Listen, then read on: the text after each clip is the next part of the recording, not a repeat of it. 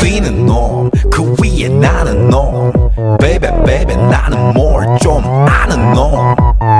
뛰는 놈, 그 위에 나는 놈. Baby, baby, 나는 뭘 좀 아는 놈. You know what I'm saying? 오빤 강남 스타일. Good evening, distinguished audience. Welcome to a special edition of the Inner Cycle.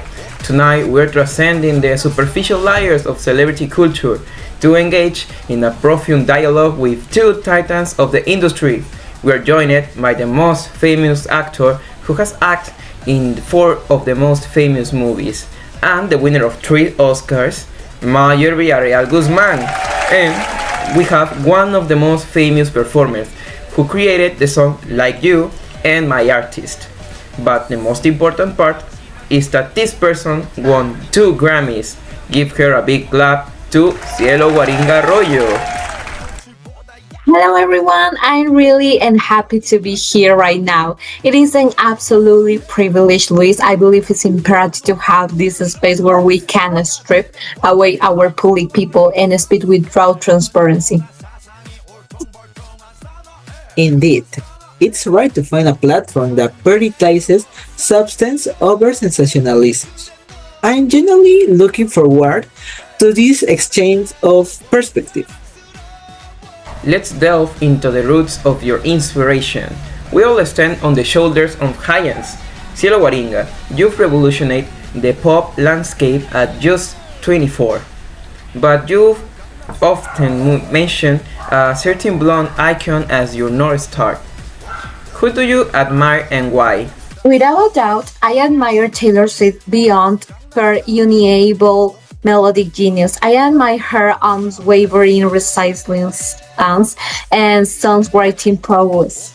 She reclaimed her narrative in an industry that often tries to silence women.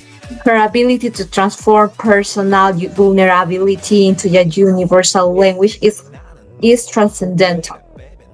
She taught me that being a pop star doesn't mean you have to sacrifice your intellectual depth or your ownership of your art.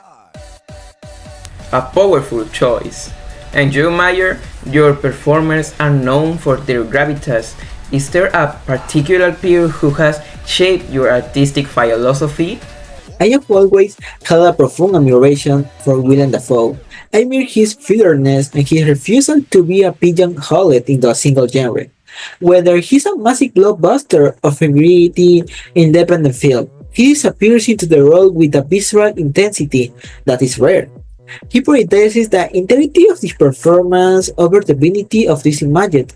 This is the kind of legacy I strive for, one where the work speaks louder than the fame. Speaking of fame, Mayer, your routine is quite unconventional for a Hollywood star. How do you keep your feet on the ground? My routine is very important. My routine is to get up early and focus on my acting. I always talk to my family to relax and have fun. Sometimes I go out to eat with them. After that, I go to the set to film a performance. I've been done projects like Satan's Alley, the Scary Movie, and the one of my currently working on is the Da Vinci Treasures. I always want to convey my character feelings, and if I will feel something isn't right, I ask to do the scene again. Well, it is interesting. Now, on the other interviewee, Cielo, despite the global fame, you've mentioned that your private life is quite different from the party girl stereotype. Precisely, I am a nocturnal person. I find the sheer round of night mirrors my creativity, while the media focus on my material status, which is a single and happily focused on my craft. I spend my solitude immersed in new expressions, next, painting and studying philosophy. My biggest like is the intellectual stimulation I get from culinary arts. Making lasagna is my medication. Conversely, I love the commodification of identity.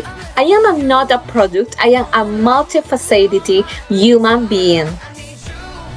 Let's get straight to the point about an interesting topic, the stereotyping of the famous. What is your stance on those who seem to have an insociable thirst for validation? Stereotypes are intellect and shortcuts for those who refuse to see nonsense. Regarding to the craving for attention, I believe it stems from internal background. When software is tethered exclusively to public adulation, you become a slave to the whims of the crowd. It's a precarious way to live. I concur this attention-seeking behavior is often a byproduct of an industry that rewards narcissism. I choose to channel my influence toward social advocacy. I don't want people to admire me for my fame. I want them to resound with my authenticity. Finally, what is the legacy you wish to leave behind? I hope to remember as a man of integrity who, like Dafoe, respect the craft above all else, a legacy of quiet discipline. And I want to inspire my followers to embrace their own complexes, to be like Taylor, fearless in their truth and relentless in their creative foresight. Thank you for this exquisite conversation, Mayer and Cielo. You have proven that beneath the fame lies a profound humanity. Thank you, ladies and gentlemen. This is the end of the interview with these two famous people who inspire others.